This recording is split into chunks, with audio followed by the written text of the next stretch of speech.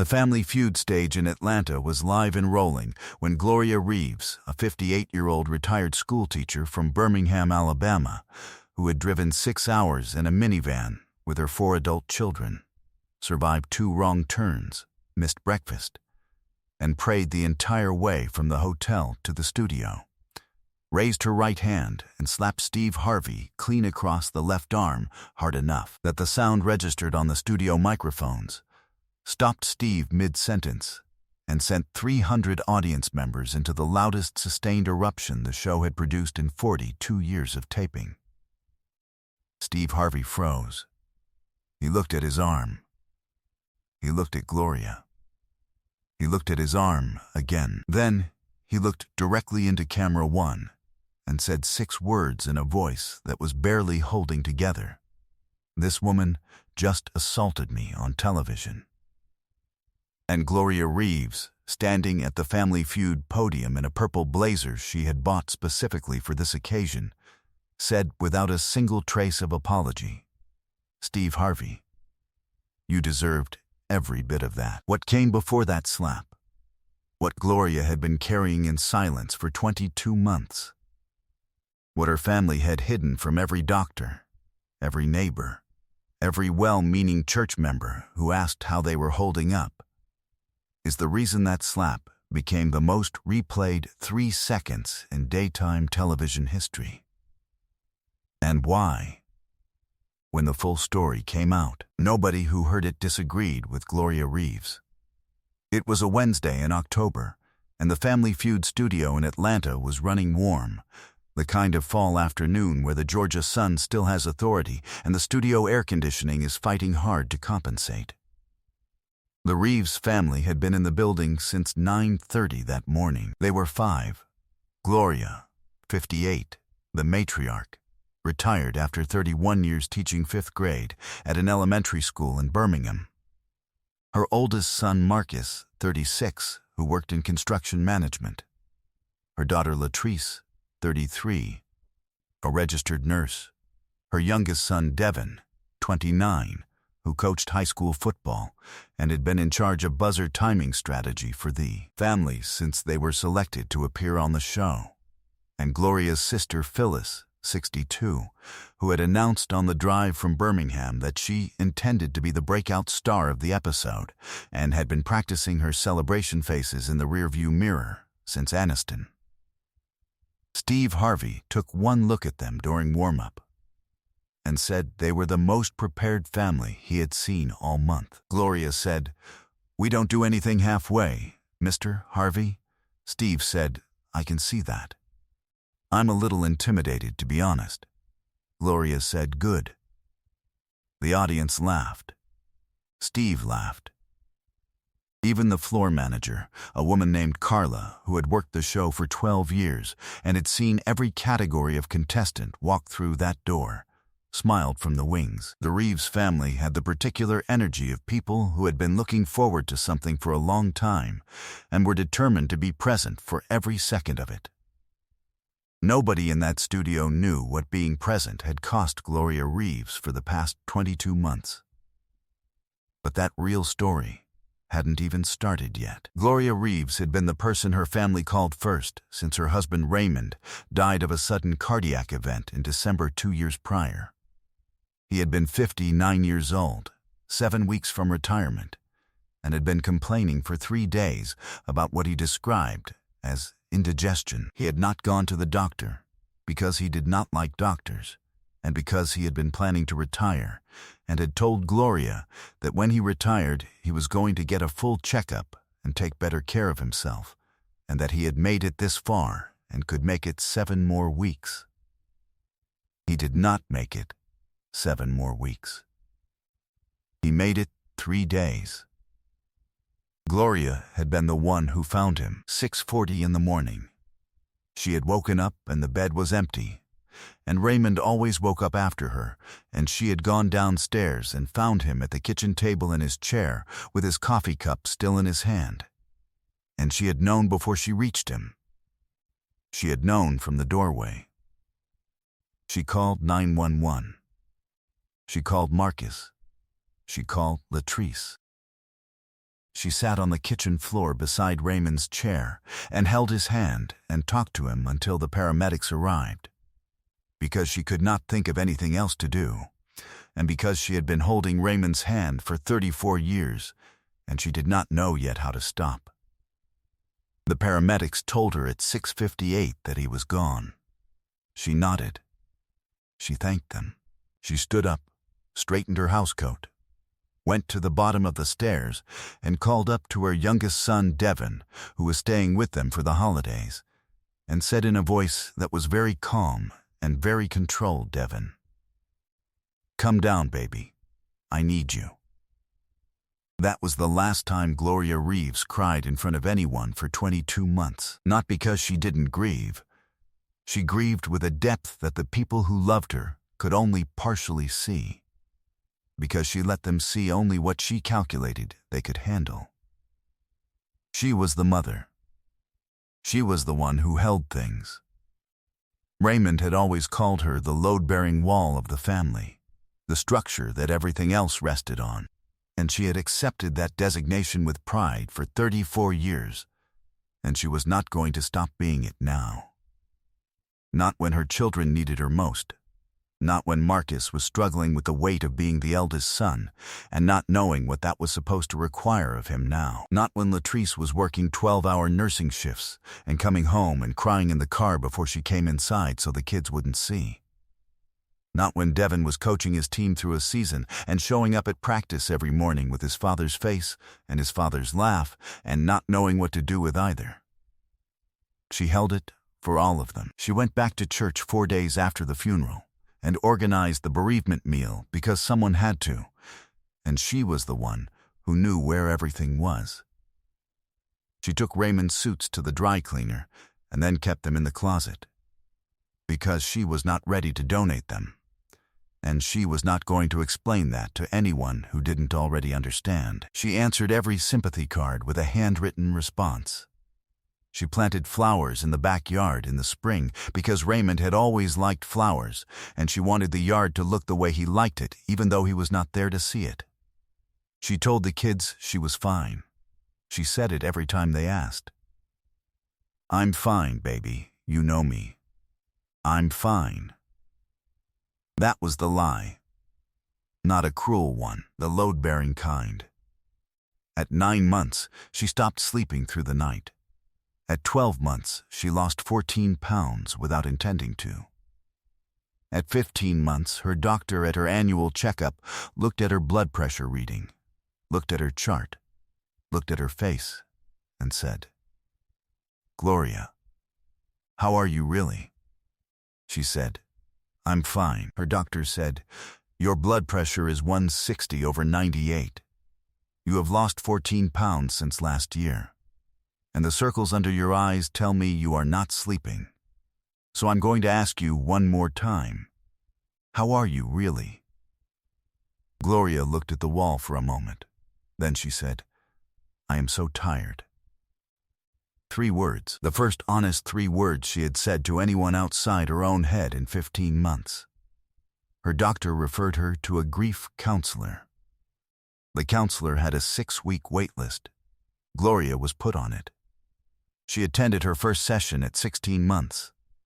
The counselor asked her to describe a day.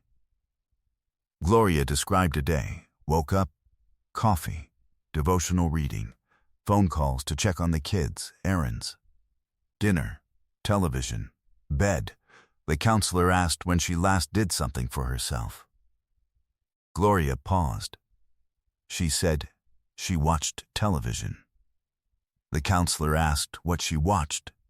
Gloria said the news. The counselor said that did not count.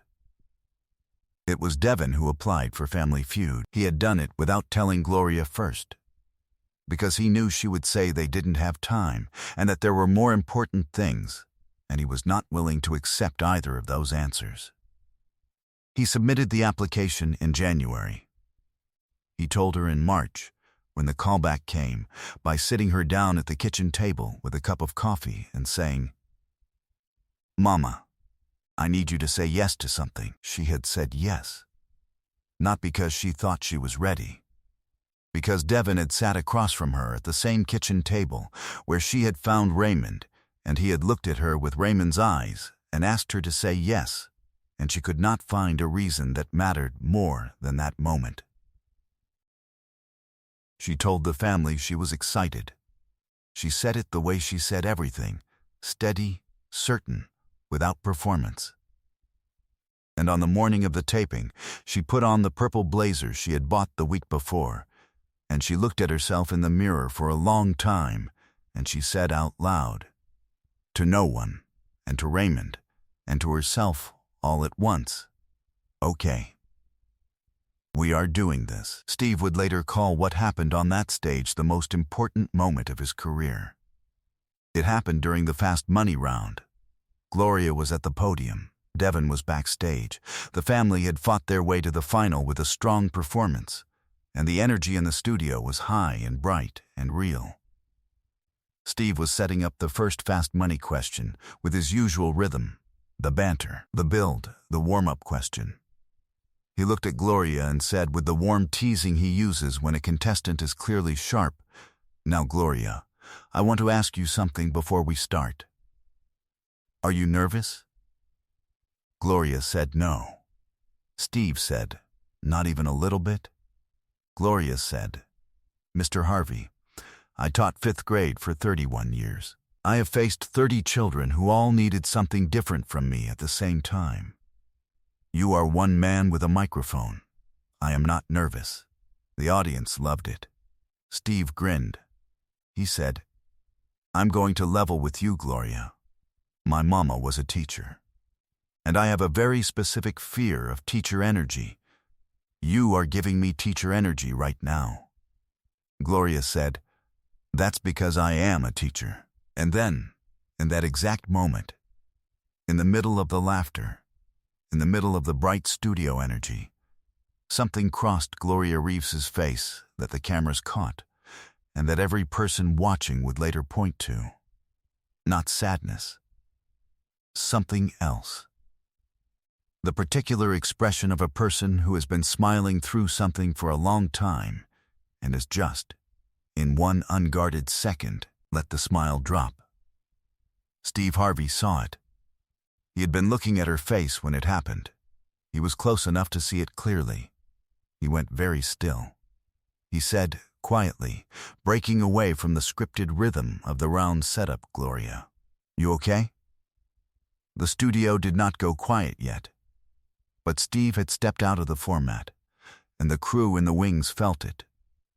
Gloria said, "I'm fine." Steve said, "I'm going to ask you one more time, and I need you to answer me for real. Not for television. For real." He paused. "Are you okay?" The studio went quiet. Slowly, the way quiet builds when 300 people all realize simultaneously that something real is happening. Gloria Reeves looked at Steve Harvey for a long moment. Her jaw tightened. Her shoulders rose once and fell. Then she raised her right hand and she slapped Steve Harvey on the left arm. Not hard enough to hurt, but sharp enough to crack across the microphones. Sharp enough that Steve stepped back. Sharp enough that the sound rang out across the studio and 300 people erupted in a roar that the sound engineer later said was the loudest sustained crowd reaction he had recorded in 11 years on that stage. And in the middle of that roar, while Steve was looking at his arm, and then at Gloria, and then at his arm again, Gloria Reeves started laughing. Not a polite laugh, not a television laugh, a real laugh, full and unguarded and coming from somewhere deep that had been sealed for 22 months. And the laugh turned into something else, and she pressed her hand to her mouth, and her shoulders shook. She was crying. She was laughing and crying at the same time, right there at the podium, in the purple blazer, in front of everyone. And Steve Harvey stopped looking at his arm. He walked to her. He did not pick up the cue cards. He did not look at the cameras. He walked to Gloria Reeves, and he stood beside her. And he said, low and direct, and not for the audience but for her, "Let it out." You let it out right here. You have earned every single bit of what you are feeling." The studio fell completely silent. Not the usual game show pause, a different kind of silence entirely.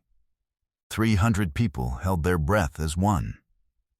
"Stop everything," Steve said to his producer in the wings. "We are stopping this game." The producer stepped forward. Steve held up one hand without turning around. She stopped. "This has never happened in the 42-year history of this show," Steve said to the cameras, to the audience, to the room. "And I am not going to stand up here and pretend it has. We're going to take a minute for this woman." He turned back to Gloria. He said, "Tell me about him." And Gloria Reeves, who had not told anyone outside a counselor's office the full story in 22 months, who had held it for her children and her church and her neighborhood and every well-meaning person who asked how she was holding up, Gloria Reeves told Steve Harvey about Raymond. She told him about the coffee cup still in his hand. She told him about the flowers she planted in the spring. She told him about the suits still in the closet. She told him that she had not told her children how bad it had actually been because she was the load-bearing wall, and load-bearing walls did not get to crumble.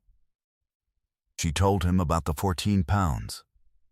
She told him about the blood pressure reading. She told him about the counselor's waiting list and the 6 weeks and the first session and the question about what she did for herself and the answer about watching the news and the counselor saying that did not count. She told him that Devin had applied to Family Feud without telling her and had sat her down at the kitchen table with coffee and asked her to say yes, and that she had said yes because of Raymond's eyes. Steve Harvey pressed his handkerchief to his face. He was quiet for a long time. Then, he said, "Let me tell you something. I have buried people I loved. And I know what it is to be the person everyone leans on, because nobody has given themselves permission to lean on you, because you have never given yourself permission to need it. I know what it is to hold everything for everyone, and to have the question, 'Are you okay?' feel like a danger rather than a kindness." He stopped. "Because I spent 3 years sleeping in a car and telling nobody, because I had decided that admitting the truth meant losing the last thing I had, which was the belief that I was going to be okay. And I was wrong. The day someone finally asked me, for real, not for television, that was the day I started actually surviving." He looked directly at Gloria. "Because 30 years ago, I was you, holding everything, telling everyone I was fine, and I was not fine, and nobody got to help me because nobody knew." He paused. "But today, in this room, 300 people know. And I know, and we are not going to let you leave here the way you came in." He reached into his jacket and took out his phone. Producers in the wings exchanged looks. Steve waved one hand without turning to them.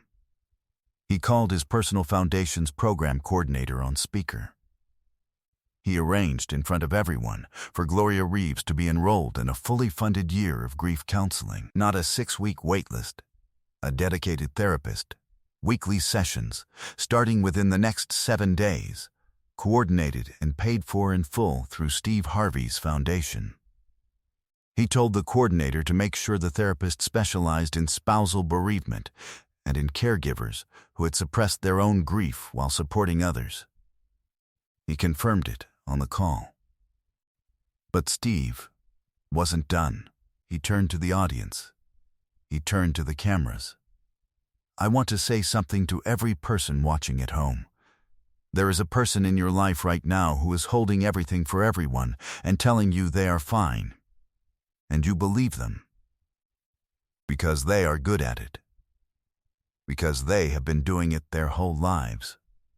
And I am asking you directly, to do what I did today. Ask them again. Ask them for real. Not for politeness. For real. because Gloria Reeves needed someone to ask twice. And when someone finally did, 22 months of wait started to move. He wasn't finished. He told Gloria that her family would receive the full game prize, all of it, regardless of the fast money round result, because he was overriding the format and the network could bill him personally. He said that was a decision he was making as a human being, not as a host. And then he turned to the competing family, the Jeffersons from Memphis, who had been standing at their podium in complete silence, their mother Wanda, with both hands pressed flat on her chest, and announced that both families would receive the full prize. Wanda Jefferson walked across the stage without being asked. She walked directly to Gloria Reeves. She put both arms around her. She said, loud enough for the microphones to catch it, "My husband passed 4 years ago.